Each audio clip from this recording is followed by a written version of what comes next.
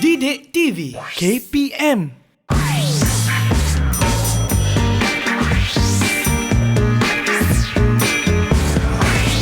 Didik TV KPM. 5, 3, 2, 1. Terima kasih. Ada orang tolong buka kan. Assalamualaikum.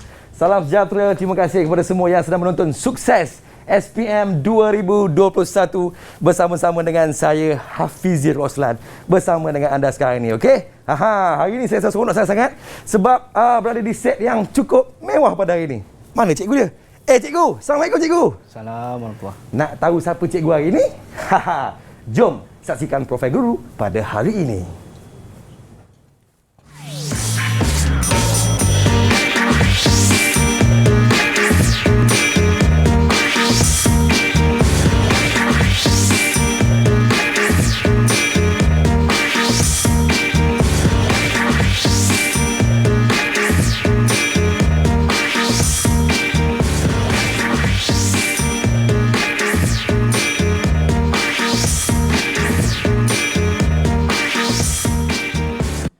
Ya, terima kasih kepada semua yang sedang menonton Didik TV KPM dalam slot Sukses SPM 2021 dan anda sedang bertemankan saya Fizi bersama-sama dengan anda selama 1 jam pada hari ini.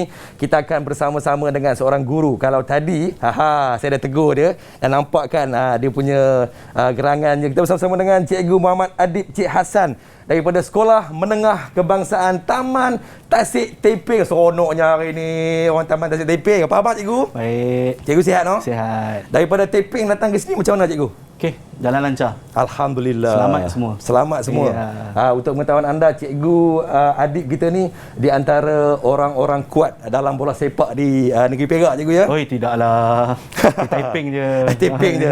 Tapi kira okey lah cikgu ya. Okey. Baiklah, hari ni kita bersama-sama dengan pelajar-pelajar yang akan bersama-sama dengan kita selama 1 jam di Sukses SPM 2021. Tapi sebelum tu cikgu, jom cikgu sama-sama kita kekalkan SOP kita. Di depan saya sekarang ni cikgu ada gel pembasmi kuman. Silakan cikgu. Okey, cikgu. Hari ni kita akan berbincang dengan topik apa cikgu hari ni cikgu? Pembinaan lestari. Pembinaan lestari cikgu? Ya. Saya yakin juga pasti ramai pelajar-pelajar di luar sana juga murid-murid di luar sana juga tidak sabar-sabar untuk belajar asas lestari, pembinaan lestari pada hari ini cikgu ya. Betul. Baik, kita bersama-sama dengan sekolah pilihan hari ini. Saya hari ini rasa seronok betul sebab saya bersama-sama dengan kawan-kawan saya dekat Sekolah Menengah Taman Tasik Taiping Perak. Apa khabar kawan-kawan? Lambai sikit. Tu dia. Okey, kita nak mulakan dengan Muhammad Idlan Hakimi bin Muhammad Sofian. Sila kenalkan diri Idlan. Lan, silakan Lan. Assalamualaikum dan salam sejahtera. Waalaikumsalam. Nama saya Muhammad Idlan Hakimi bin Muhammad Sofian. Okey, nanti besar nanti dah habis sekolah nak jadi apa? Cita-cita saya untuk menjadi software engineering.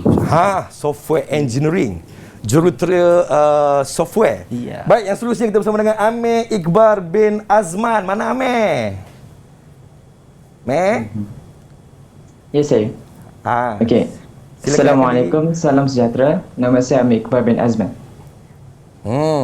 Nanti besar nanti nak jadi apa Amir lepas habis sekolah nanti? Apa awak punya cita-cita? Cita-cita saya jurutera elektrik. Jurutera elektrik. Oi, semua nak jadi jurutera ni. Yang seterusnya kita bersama dengan Afiq. Mana Afiq? Lambai sikit Afiq. Okey Afiq. Perkenalkan diri Afiq. Assalamualaikum. Waalaikumsalam.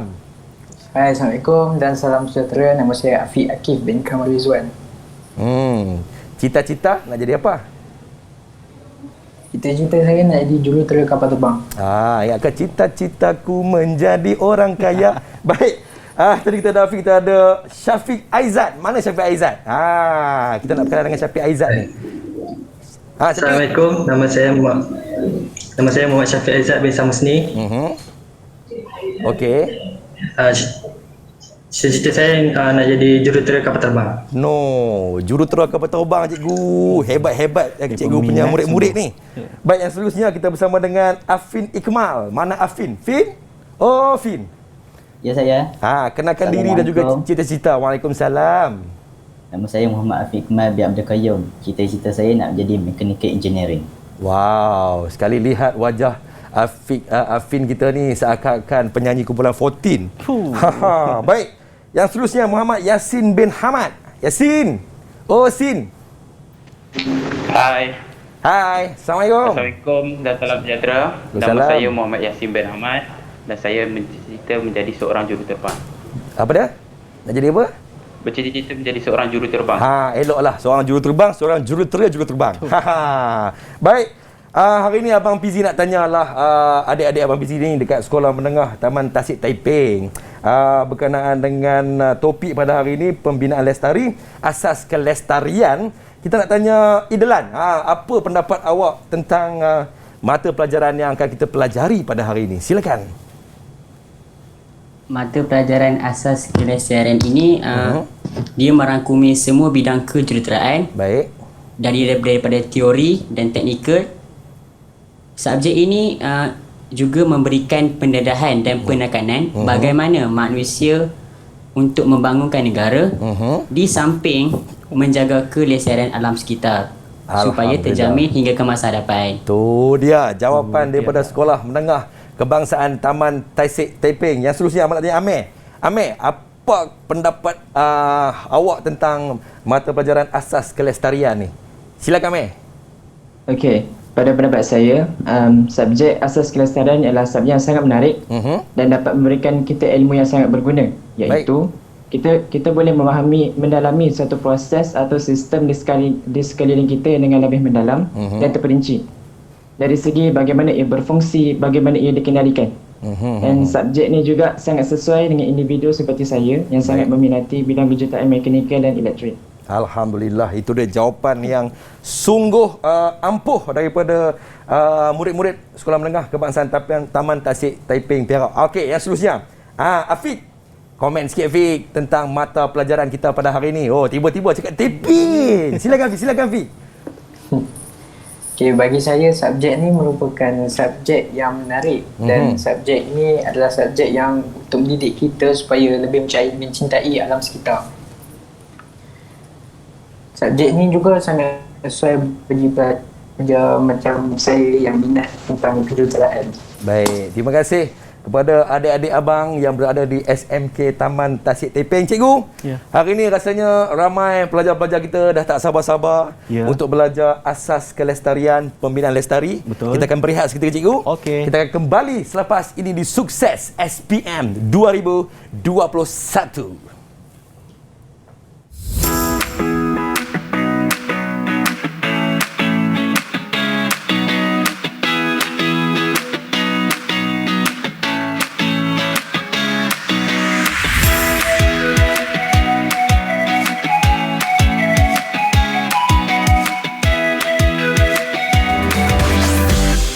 TV KPM.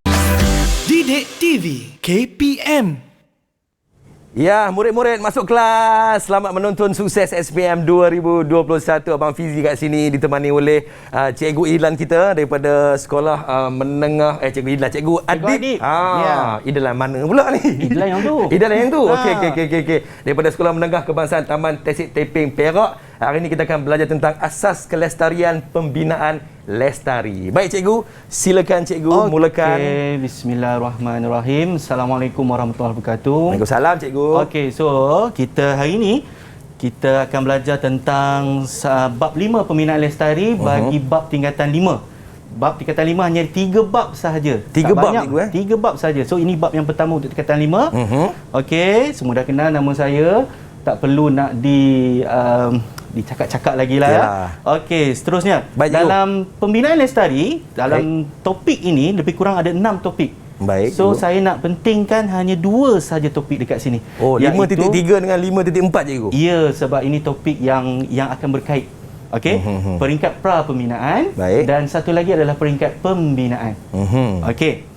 Seterusnya, dalam peringkat pra pembinaan 5.3, pelajar-pelajar perlu tahu, murid-murid perlu tahu ada 6 perkara dekat sini. Murid mesti boleh memerihal peringkat pra pembinaan, menjelaskan peranan pihak yang terlibat dalam peringkat ni dan seterusnya sampai yang 5.3.6 mentaksir anggaran kos. Tapi saya tak akan sentuh semua. Baik cikgu. Okey, saya hanya sentuh beberapa topik yang penting sahaja. Okey. Seterusnya kita tengok Okey, kita ulang kaji sikit. Dalam pra pembinaan, Baik cikgu. kita ada 7 tajuk. Orang kata apa, tajuk-tajuk kecil. Perolehan tapak, ukur tanah dan uji tanah. Kemudian kita ada lukisan dan perincian, kita ada penawaran tender, kita ada membuat taksiran, pekerja bahan dan jentera. Okey, so ready Kita Baik, panas cikgu. badan sikit. Saya dah bersiap sedia cikgu. Okey, ini adalah soalan contoh bagi bahagian A. Soalan 1, saya baca dulu. Rajah 7 menunjukkan gambar rajah blok 3 peringkat utama proses pembinaan. Kemudian ada rajah dia, kemudian nyatakan peringkat D. Dia ada jawapan dia A, B dan C. So, untuk permulaan ni saya akan bagi tahu macam mana kita nak tackle soalan tu. Macam mana cikgu? Dia bukan macam tackle rugby yang Bukan cikgu. Bukan. Okey. So, untuk soalan 1 ni, Sila, cikgu. Rajah 7 menunjukkan gambar rajah blok 3 peringkat utama proses pembinaan. Okey. Ini dipanggil sebagai arah tuju soalan ataupun dipanggil sebagai stimulus.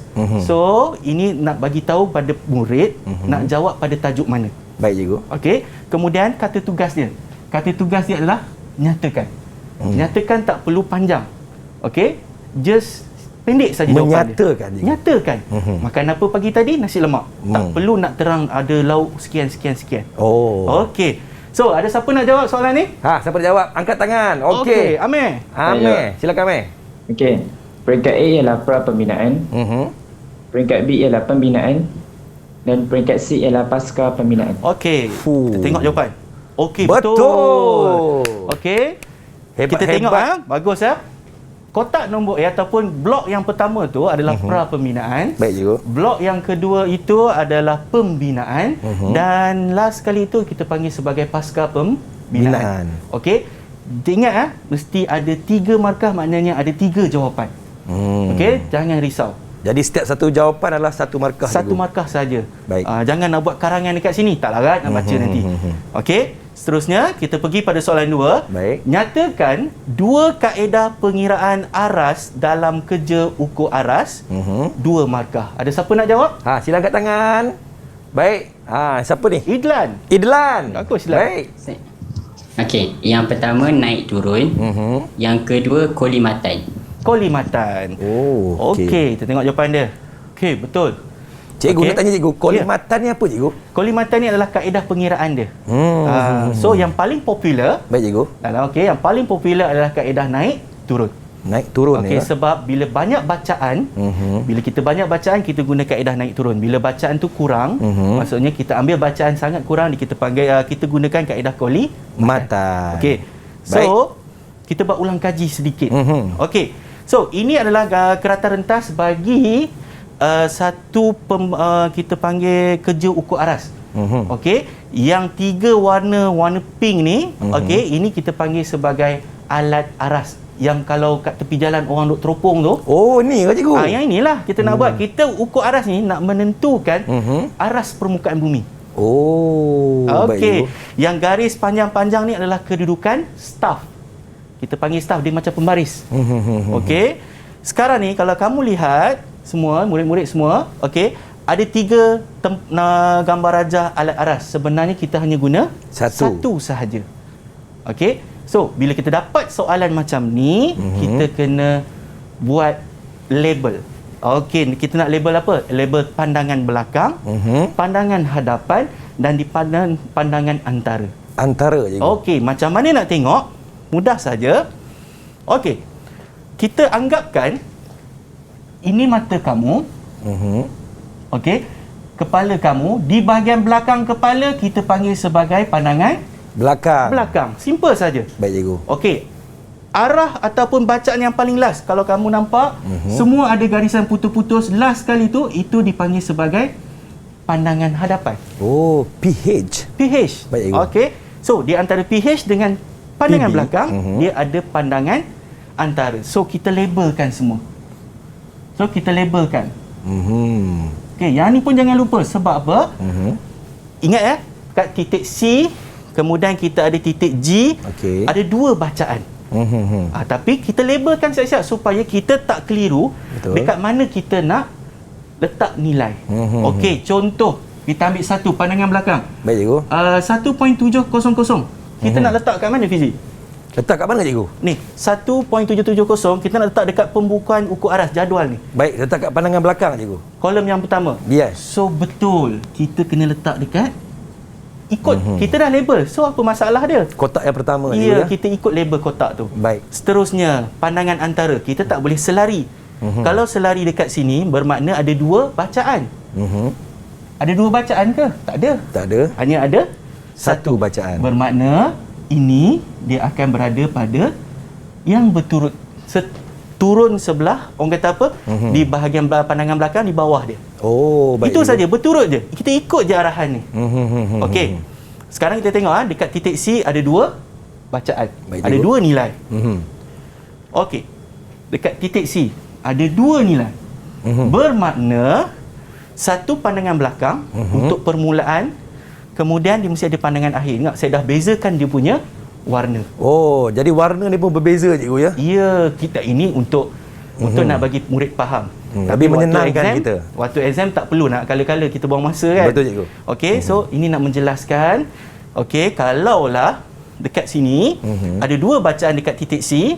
Okey, ada pandangan hadapan dan ada pandangan belakang. Baik, Okey. Nampak? Ada pandangan hadapan dan ada pandangan belakang. Dekat mana titik C. C. Okey, jangan silap. Bila kita silap, kita akan susah untuk mengisi naik, turun dan aras laras. Okey, baik. Dah selesai sini. Baik cikgu. Kita nak kira macam mana naik, macam mana turun, macam mana aras laras. Okey. Naik ini kamu kena ingat ya. Kalau katakan saya menghadap belakang jadual ni menghadap belakang saya, okey. 1.700 dia akan tolak ada orang dekat bawah dia tak? Ada cikgu. Tak ada. Maknanya dia akan tolak orang bawah sebelah kiri. Kiri. Ya, Baik. maknanya dia akan tolak 1.18. Okey Fizi, congak 1.7 tolak 1.18. Nilai positif ke nilai negatif? Saya rasa nilai positif cikgu. Nilai positif sebab dia akan berada pada kedudukan kolom naik. Nilai positif. Baik cikgu. Okey, kita akan tambah. Kemudian 1.18 kita congak lagi. Tolak yang belah bawah dia. Oh, ada orang dekat bawah dia. Oh, baik. Bermakna kita tolak nilai positif ke nilai negatif? Nilai negatif cikgu. Dia akan berada pada kolom 0.5. Jadi saya simbolkan tambah dan tolak. Baik. Okey, dan seterusnya. Kemudian aras laras 11.050 ni dekat soalan ataupun dekat buku ataupun latihan dah ada. Jadi kita letak saja dekat sini. Okey, kenapa warna biru? Sebab dia berada pada kolom naik. Tambah. Maknanya 11.050 akan tambah dengan 0.52. Dapat jawapan kita letak dekat sini. Okey, 11.570. Seterusnya dia nak tolak, ada dekat naik tak? Tak ada. Jadi dia ada dekat turun. Maknanya dia kena tolak.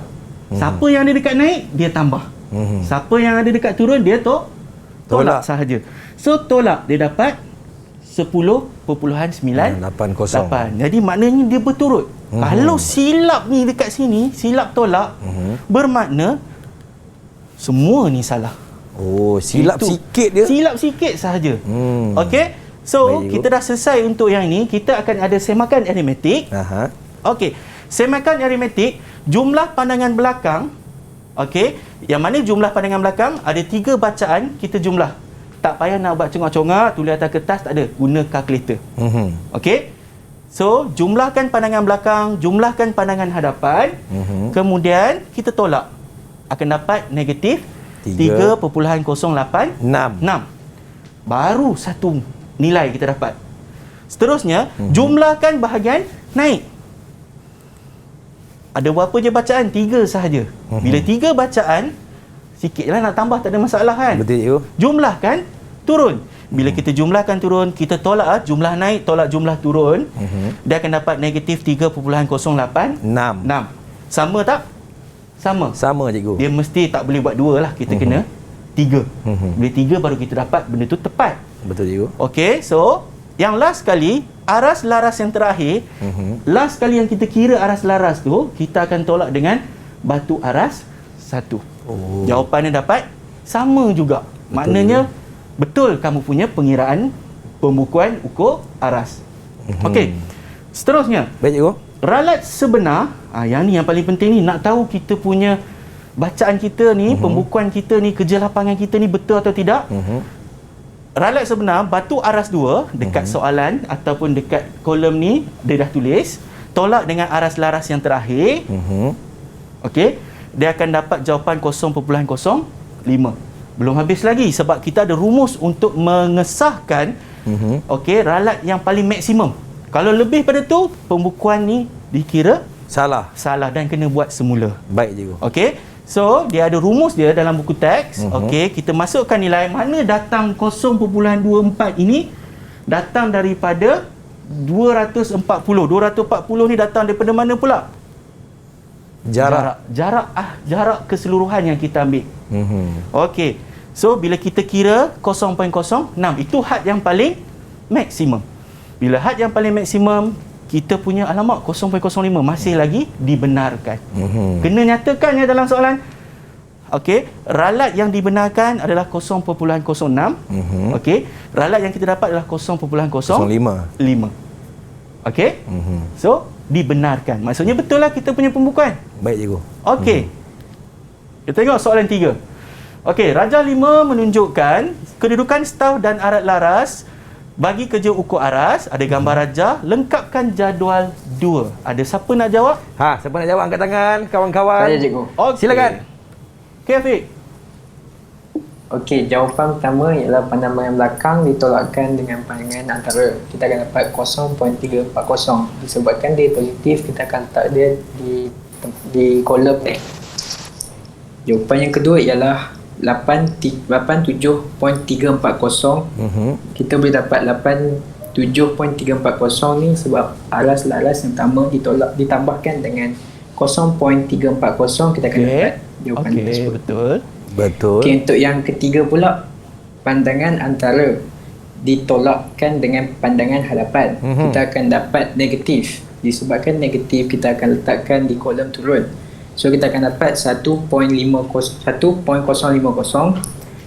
Itu untuk jawapan dia. Untuk aras laras pula, kita akan ambil 87340 tadi ditolakkan dengan turun. Kita akan dapat 86.290. Okey. Wow, sangat hebat jawapan daripada Afiq Akif. Okey, cerita dia betul. Okey, kedudukan dia. Satu ya, Baik, hati-hati dengan markah. Markah ada berapa? 4 markah. Okey, jangan gatal-gatal tengok alamak banyak kotak kosong lah nak kena isi. Semua pakat tulis nombor. Tak perlu. Hanya 4 saja kotak yang perlu diisi nombor. Baik cikgu. Okey. Selepas ini kita akan belajar dengan lebih mendalam lagi tentang asas kelestarian pembinaan lestari ini. Kita rehat seketika, kita kembali selepas ini di Didik TV KPM. Didik TV KPM. Didik TV KPM.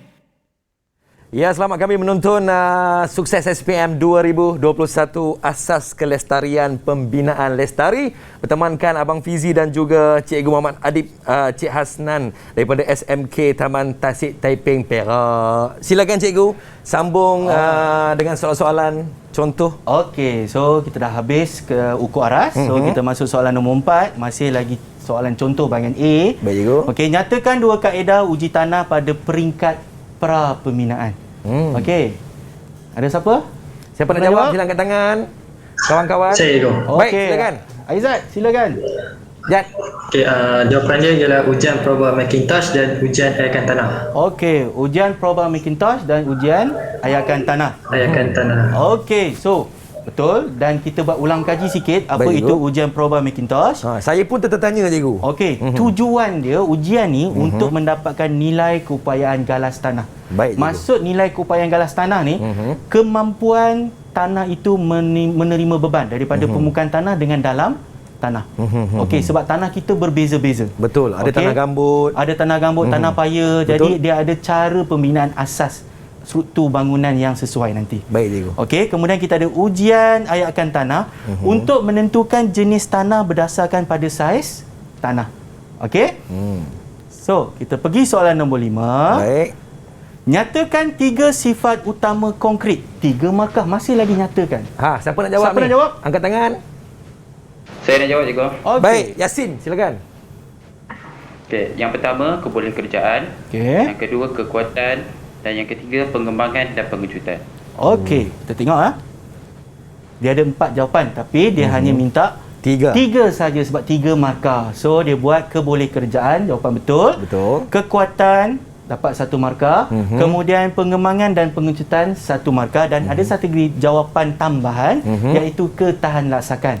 Baik, cikgu. Okey, dan saya bagi satu tips, jangan buat jawapan seperti ini ya. Okey, jawapan pertama kebolehkerjaan. Okey, jawapan kedua dia ambil pengembangan. Jawapan yang ketiga dia ambil pengejutan. Okey. Baik, cikgu. Agak-agak berapa markah boleh dapat? Saya rasa dapat 2 markah saja, cikgu. 2 markah saja sebab pengembangan dan pengejutan dalam satu tajuk yang Sama. So hati-hati dekat situ. Dan satu lagi, bila kata murid ni tidak yakin dengan jawapan dia. Bila tidak yakin, dia nak buat satu lagi tambahan jawapan. Boleh tulis di bahagian bawah.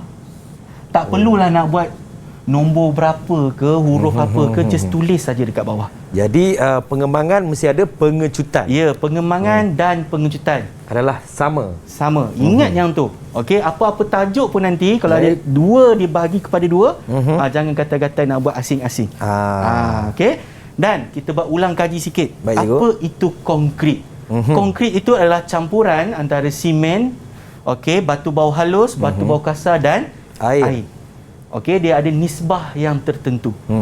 Okey. Dan batu bau halus ni, kalau kita tengok gambar ni adalah apa dia? Apa dia, Fizi? Pasir. Pasiak, cikgu. Pasiak.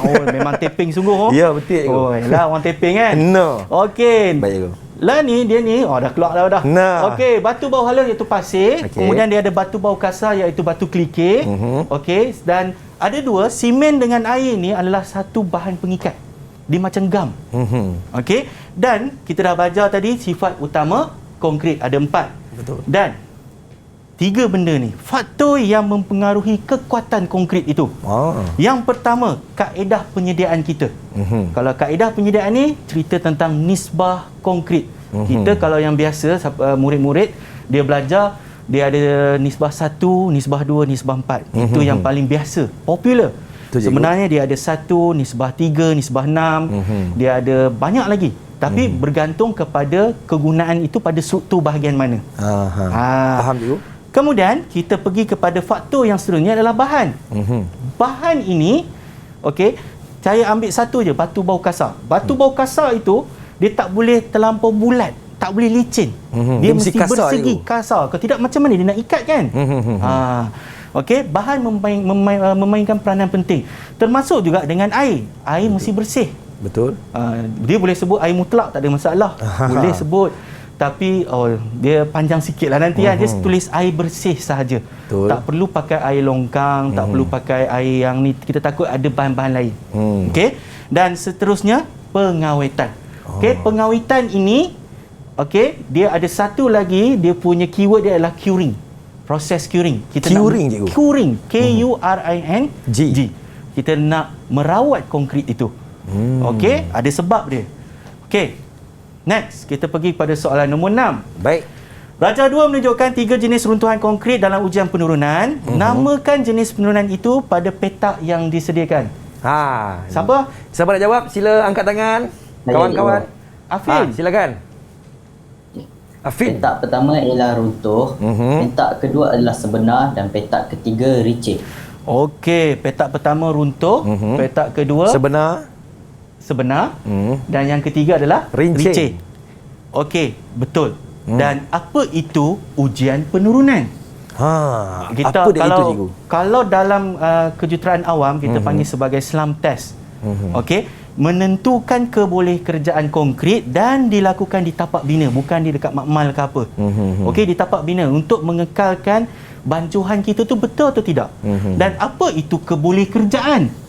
Saya bagi satu analogi ya. Contoh, saya ambil tepung, saya ambil air sikit saja, saya letak dalam tepung tu. Kemudian saya gaul. Bila saya gaul, apa akan jadi? Berketul-ketul cikgu. Berketul-ketul susah nak kerjakan. Betul, Itu cikgu. perkataan dia. Kerjaan. Kita nak kerjakan konkrit itu. Maknanya dia mesti bermain dengan nisbah air simen. Yang cukup. Yang cukup, yang sesuai. 0.4 hingga 0.6. Okey. Seterusnya, kita pergi kepada topik yang seterusnya iaitu peringkat pembinaan. Ada 4 subtopik dan murid perlu tahu, perlu boleh menerangkan, boleh mengkategorikan, mempertimbangkan dan menjustifikasikan kerja tanah. Okey, dan menentukan substruktur yang sesuai berdasarkan jenis bangunan. Okey. Dalam ulang kaji kali ini, peringkat pembinaan terbahagi kepada 2. Yang pertama adalah pembinaan struktur bangunan. Satu lagi adalah kelengkapan kemudahan. Okey, dalam pembinaan struktur bangunan ada 3 topik. 1, kerja tanah, pembinaan substruktur, pembinaan superstruktur. Selesai di sini. Okey. Seterusnya kita pergi kepada kelengkapan kemudahan. Ada 4 sistem bila dah nak siap rumah. So sistem ini diperlukan. Perpaipan, elektrik, perhubungan dan last sekali adalah sistem pengudaraan. Okey. Kita pergi pada soalan nombor 7. Baik. Rajah 1 menunjukkan pandangan kerata rentas sebuah bangunan. Okey. Ada rajah, ada bangunan, kemudian dia ada buat satu lagi label iaitu B. Okey. Namakan.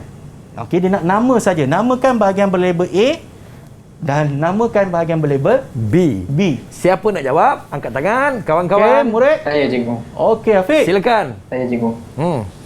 Okay, bahagian A superstruktur, bahagian B substruktur. Okey, bahagian A superstruktur, bahagian B substruktur. Kita tengok ya. Okey. Ya, 2 markah untuk Afiq. Terbaik ah. Syabas. Okay. Substruktur ini adalah pembinaan daripada permukaan ke dalam tanah. Itu dinamakan substruktur. Kalau pembinaan daripada permukaan tanah ke atas, itu dipanggil sebagai superstruktur. Maknanya kalau nak buat bumbung, dia di bawah bahagian siapa? Superstruktur. Baik cikgu. Okey, tingkap bahagian siapa? Superstruktur. Tapi kalau substruktur, kalau kita standard dalam asas kelestarian, kita belajar tentang asas bangunan. Okey? Kita buat ulang kaji. Apa itu substruktur? Baik cikgu. Okey, terbahagi kepada 2, asas cetek dan asas dalam. Okey, dalam asas cetek ada 3 jenis asas. Okey, yang pertama asas pad yang biasa digunakan. Okey, kemudian kita ada asas jalur dan asas rakit. Okey, asas jalur ada berapa? Siapa nak jawab? Siapa nak jawab? Asas jalur ada berapa? Okey, Lan. Silakan. Asas jalur ada 3. Okey. Yang pertama jalur lebar, jalur dalam dan jalur biasa. Jalur biasa. Pandai Idlan. Okey, nice. Okey, kita pergi kepada asas rakit. Baik. Asas rakit ada 2 atau 3? Siapa nak jawab ni? Siapa nak jawab? Siapa boleh tolong saya? Okey, Meh. Silakan Meh. Ada 3. Ada 3, okey. Yang pertama? Bapak padu. Bapak padu. Bapak padu. Yang kedua rasuk dan papak. Rasuk dan papak. Dan yang ketiga bersel. Bersel. Bapak padu. Senang nak ingat. Bapak padu senang nak ingat. Okey. Memang senang nak ingat. Baik. Okey, next kita pergi kepada asas dalam, iaitu asas cerucuk. Asas cerucuk dia bukan kira satu ya. Dia ada berapa? 2 ke 3? Ada berapa kawan-kawan? Kawan-kawan siapa nak jawab angkat tangan. Asas cerucuk. Asas cerucuk? Cik, semua buat tak tahu, semua buat tak tahu. Afiq. Silakan. Silakan Afiq. Asas cerucuk ada 2 ibu. Baik. Ada 2. Cerucuk galas hujung dengan geseran. Okey, galas hujung dengan galas geseran. Galas hujung ni selagi dia masukkan cerucuk ke dalam tanah, selagi dia boleh masuk sampai kita dah berapa banyak batang kita dah masukkan sehingga tak boleh masuk, itu namanya galas hujung. Kalau geseran ni dia macam orang kata apa, masukkan satu takat tu je. Maksudnya permukaan asas itu dia akan orang kata apa, dalam tanah tu dia akan menampung berat bangunan itu. Tapi kena ingat ya, asas cerucuk ini bukan kalau kita nak buat bangunan, okey, bukan asas cerucuk saja kita guna. Di atasnya kita panggil sebagai bila dah asas cerucuk tu nanti, okey, dah tak boleh masuk, kita pakai galas hujung. Okey, di atasnya kita panggil sebagai pile cap. Pile cap cikgu. Pile itu adalah cerucuk, cap itu adalah penutup. Penutup cerucuk. Ya, dan penutup cerucuk kita boleh guna asas pad. Kita boleh guna asas jalur. Kita boleh guna asas rakit cikgu. Ya, tapi perkataan yang paling penting adalah pile cap. Okey? Untuk mengukuhkan substruktur cikgu ya. Substruktur itu asas bangunan itu. Baik. Okey, so kita pergi kepada ulang kaji sikit kerosakan struktur konkrit. Ini dia antara contoh kerosakan cikgu ya. Ada 3 jenis gambar yang menunjukkan kerosakan pada struktur konkrit. Okey, yang pertama ni, gambar ni menunjukkan lantai atas. Kita dekat koridor bawah, kita tengok lantai atas. Okey, boleh nampak apa ni? Tertulang besi, jaring besi sampai terkopek dia punya konkrit dia. Ini bahaya cikgu ya. Oh, ini bahaya. Sangat-sangat bahaya. Sebab apa? Inilah yang mempengaruhi kekuatan sesebuah struktur. Okey. Pada bahagian B, ni bukan dekat negara kita lah. Okey, ni nampak gaya pun negara luar ni. Negara luar ni. Okey. Bila dia buka kotak acuan, baik cikgu. Bila dia buka kotak acuan ni, konkrit telah mengeras. Okey, kita panggil konkrit keras. Okey, ada yang tak memenuhi dia. Ada sebab dia tak buat sesuatu benda. Kenapa cikgu? Selepas ini saya akan cerita. Baik. Okey, kemudian okey, tengok dia buka, okey, nampak tertulang besi. Yang ini satu cara nak pulih balik mudah je. Pecahkan balik. Itu je. Itu kerugian cikgu. Ya, yang dah tu kita rugi. kena hati-hati bila kita buat pembinaan. Okey, jangan ada kerugian. Betul. Okey, seterusnya yang C. Yang ini biasa kita lihat dekat rumah. Okey, selalunya dekat lantai, dekat dinding. Agak-agak apa sebab? Saya rasa bancuhan air terlampau banyak cikgu. Air terlampau banyak, okey, mungkin boleh terima. Ada lagi? Mungkin tanah dekat rumah dia tu tiba-tiba pula tak apa. tanah dekat rumah dia tu tanah gambut cikgu. Ya, dia tak buat proses kerja tanah yang betul.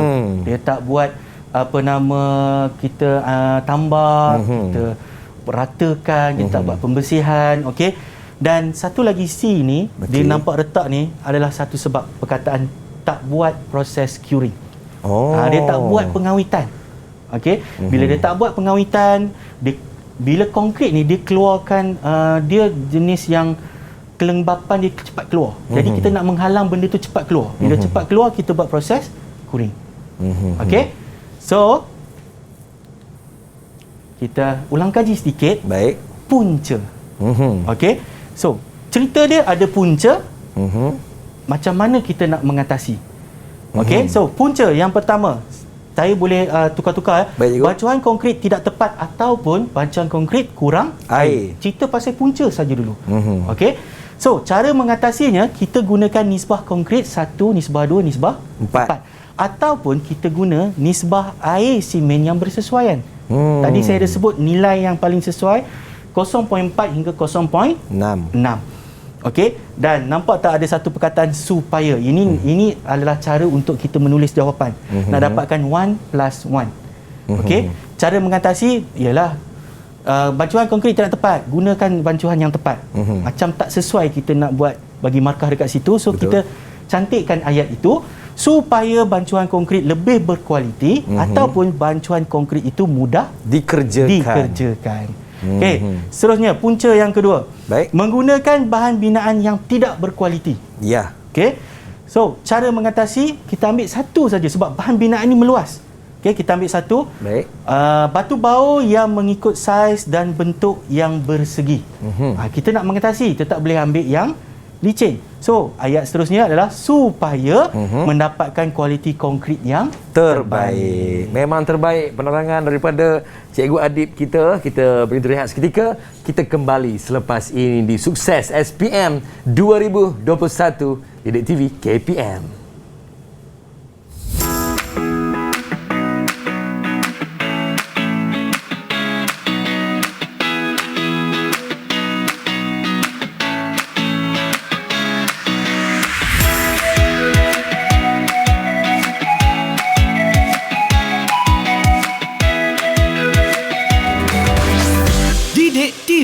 KPM. Didik TV KPM. Ya, asas kelestarian pembinaan lestari itulah topik kita pada hari ini dan anda sedang menonton Sukses SPM 2021 bertemankan saya Fizi dan juga Cikgu Muhammad Adib.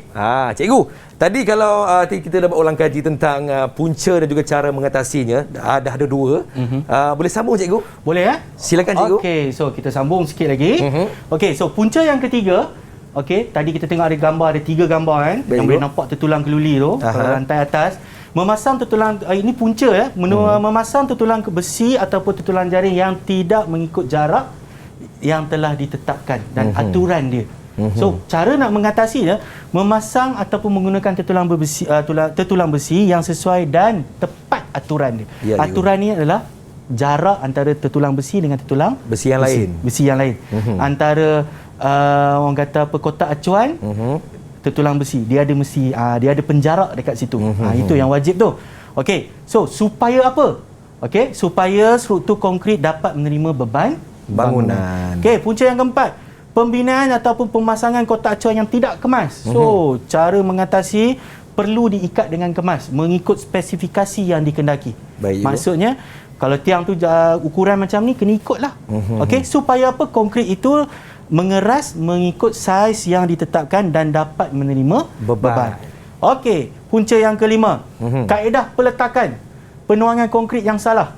Okey, jadi cara mengatasi konkrit basah yang ni belum mengeras ya. Baik. Perlu dituang tidak lebih tinggi dia 1.5 meter.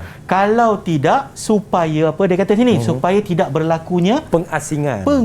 Apa itu pengasingan? Pemisahan batu bau daripada bahan pengikat. Kita ada 2 jenis batu bau halus, batu bau kasar. Sebab tu nanti kekuatan dia akan lemah. Okey. Kemudian kita tengok punca yang keenam, cara peletakan konkrit yang tergopoh gapah, kelang kabut. Relax. Sebenarnya konkrit basah, cara mengatasi ya, perlu dituang dalam tempoh 30 minit. Lebih dia keras Betul. Air dah keluar lah. Okey. Dan supaya pengerasan konkrit itu tidak terjejas. Baik, maknanya dia cantik, matang. Okey. Yang ketujuh, kotak acuan melekat dengan konkrit keras. Macam kita buat kek, kalau tak sapu margarin, dia akan melekat dengan acuan. Betul, Cikgu. So, ejen pelepasan disapu pada bahagian dalam kotak acuan supaya tidak melekat dan mudah ditanggalkan. Ditanggalkan memang tinggal terus kalau rosak kan. Dia kalau sakit hati tinggal je. Tinggal ya. Okey. So punca yang ke-8 iaitu pemadatan konkrit basah yang terlampau lama. Kita buat pemadatan, vibration yang terlampau lama. Okey, ataupun buat sekejap tak sampai 5 minit angkat. Itu pun dia akan menyebabkan kelemahan pada konkrit. So cara mengatasi dia perlu dilakukan dengan masa yang mencukupi. Jadi syarat dia supaya apa? Mengelakkan daripada penjujuhan. Ini apabila buat proses pemadatan terlampau lama. Apa itu penjujuhan? Apa dia, Cikgu? Pemisahan air dan simen daripada batu bau yang menyebabkan kelemahan dalam konkrit. Air itu berada di atas. Yang lain-lain bahan dalam tu ada kat bawah. Ada kat bahagian bawah. So dia akan cepat rosak. Dia tak akan kuat, dia akan lemah. So, ada keyword tadi, pengasingan. Kita ada penjujuhan. Ini keyword semua. Kalau disebut, dia ada ni ya. Ada markah. Kemudian, punca yang ke-9. Okey, tempoh kotak acuan dibuka terlampau singkat. So, cara mengatasi dia kena ikut masa yang ditetapkan. Supaya apa? Kekuatan konkrit itu dapat dicapai. Punca yang ke-10, proses curing tidak dilakukan dalam tempoh yang singkat. So kena buat proses curing dengan kaedah apa? Siraman ataupun menyapukan bahan kimia supaya kelembapan konkrit tidak hilang dengan cepat. So itulah namanya curing. Okey, pengawalan kandungan kelembapan dan suhu konkrit selepas diletakkan konkrit tu. Baik, Cikgu. Okey. So soalan 8. Darjah 3 menunjukkan gambaran bawah lantai atas yang mengalami kerosakan. Nyatakan kemungkinan yang menyebabkan kerosakan itu berlaku. 4 markah, maksudnya ada 4 perkara bercerita. Siapa nak jawab? Kawan-kawan sekolah menengah, Taman Tasik, silakan. Silakan, Mei. Come on, Mei. Yang pertama, bacaan konkrit kurang air. Okey, nice. Yang kedua, kotak acuan melekat dengan konkrit keras. Okey. Yang ketiga, memasang tertulang besi yang tidak mengikut jarak dan aturan yang telah ditetapkan. Ya. Okay, yang keempat, pembinaan kotak acuan yang tidak kemas. Sebab gambar tadi adalah gambar lantai atas kan? Okey, kita tengok jawapan dia. Betul. Ada 4 markah. 4 markah dapat. Okey, dalam ini contoh soalan soalan contoh bagi bahagian B. Baik, cikgu. Okey. Dia minta 4 markah, kamu bagi lebih pun tak ada masalah apa. Kita backup. So, satu lagi saya backupkan untuk dia.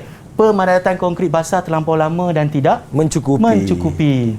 Okey, next kita pergi soalan B. Terangkan kaedah yang terbaik bagi mengatasi kerosakan itu. Siapa nak jawab? Kawan-kawan sila angkat tangan. Baik. Okey, Idlan Hakimi. Okey. Yang pertama, nisbah air bersesuaian supaya bancuan konkrit mudah dikerjakan. Okey. Yang kedua, ejen pelepasan disapu pada bahagian kotak acuan supaya tidak melekat dan mudah ditanggalkan. Yang ketiga pula, kita memasang tertulang besi dengan aturan yang tepat dengan menggunakan penjarak supaya struktur itu dapat menerima beban bangunan dan tertulang besi tidak akan kelihatan. Dan yang keempat, kotak acuan perlu diikat dengan kemas supaya konkrit mengeras mengikut saiz yang ditetapkan dan dapat menerima beban dengan sepenuhnya. Okey. Itu dia.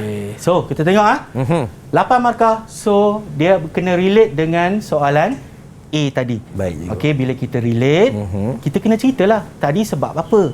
So, macam mana nak mengatasi nisbah air simen yang bersesuaian supaya kita tambah ayat yang warna hijau pula, bancuan konkrit mudah dikeriakan pula. Dikeriakan, cikgu? Ya, kita tambah sikit. Apa susah. Kita buat dikerjakan. Okey, seterusnya. Ejen pelepasan disapu pada bahagian dalam kotak acuan. Maknanya kita boleh sapu minyak. Okey, minyak hitam, cat minyak pun boleh, tak ada masalah. Supaya tidak melekat dan mudah ditanggalkan. Okey. Yang ketiga, memasang tertulang besi dengan aturan yang tepat dalam kurungan menggunakan penjarak. Okey, penjarak ni nak memisahkan kotak acuan dengan tertulang besi. Kalau tidak, tertulang besi itu kena kotak acuan. Baik, bila buka kotak acuan, nampak apa? Nampak besi. Ya. Itu kita tak nak, sebab tu kita letak penjarak. Okey. Seterusnya, kotak acuan perlu diikat dengan kemas. Diikat ni dipaku. Jangan ikat dengan tali. Okey. So, supaya apa? Konkrit mengeras mengikut saiz yang ditetapkan dan dapat menerima beban yang dikendaki. Alhamdulillah, kita harapkan segala penerangan yang telah pun Cikgu Adik berikan dapat membantu calon-calon kita untuk mendapat A di dalam asas kelestarian pembinaan lestari ini, Cikgu, ya. Cikgu, satu kata-kata khas kepada semua penonton-penonton sukses Didik TV KPM, silakan, Cikgu. Okey, bismillahirrahmanirrahim. Kalau jika ada salah dan silap, itu daripada saya, yang baik itu daripada Allah. So, kamu semua murid-murid SPM 2021 ni adalah insan terpilih yang mengambil masa yang lama untuk belajar untuk pergi SPM 2021. InsyaAllah benda ni akan dimudahkan urusan. Amin. Itu saja, buat sehabis baik nanti. InsyaAllah. Terima kasih kepada Cikgu Adib daripada Sekolah Menengah Kebangsaan Taman Tasik Taiping, dan terima kasih kepada kawan-kawan busy yang ada dekat rumah yang sudi menonton sukses SPM 2021. Jaga diri, baik-baik. Assalamualaikum. Jumpa lagi. Bye-bye.